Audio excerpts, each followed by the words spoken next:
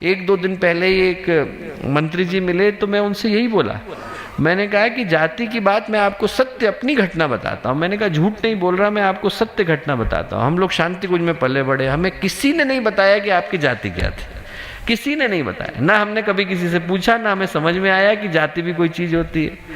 पहली बार भल्ला कॉलेज में मैं पढ़ने के लिए गया, वहाँ पर कागज रखा हुआ था, कागज में नाम लिखना था, पिता का नाम लिखना था, पता लिखना था और जाति लिखनी थी।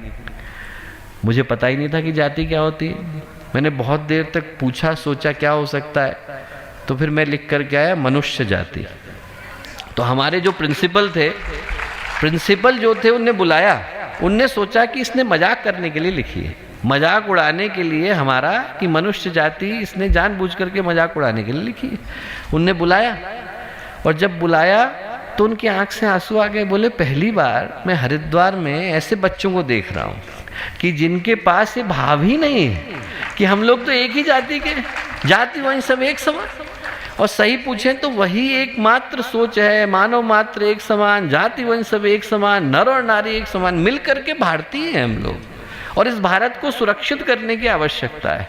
ये गायत्री परिवार सुरक्षित रहे, ये भारत सुरक्षित रहे, भारतीय संस्कृति सुरक्षित रहे, हमारे आने वाले बच्चे सुरक्षित रहे।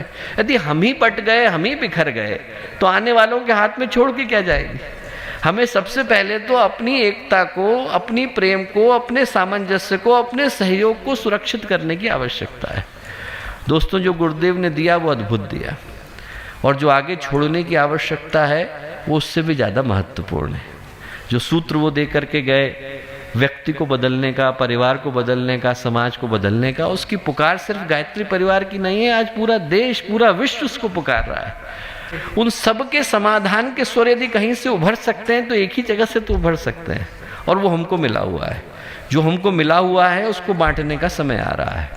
मैं कहूँगा कि हर व्यक्ति यहाँ से इसी गहराई के संकल्प को लेकर के जाए कि जो सौभाग्य मिला वो जन जन तक पहुँचे, व्यक्ति को याद दिलाया जा सके कि मनुष्य के जीवन का उद्देश्य क्या और किस लक्ष्य उद्देश्य को ध्यान में रख करके जीने की आवश्यकता है। हीरा मिला है, कंकड़ की तरह से उसको हम फेंक न बैठे। परिवार जोड़ने की आवश्यकता है, समाज सहयोग विकसित करने की आवश्यकता है।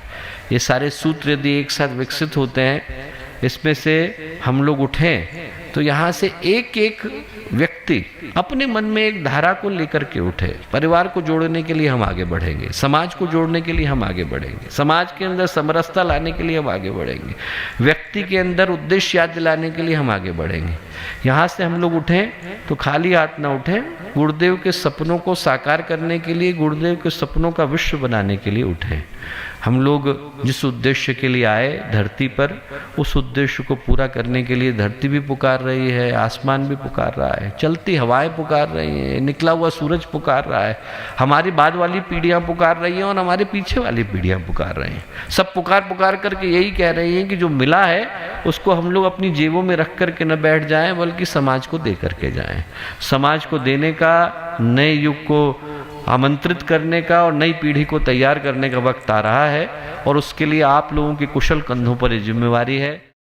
हमारे YouTube चैनल शांति कुंज वीडियो गायत्री परिवार को सब्सक्राइब करें एवं बेल आइकन जरूर दबाएं ताकि गायत्री परिवार की विभिन्न गतिविधियों की जानकारी आपको मिलती रहे।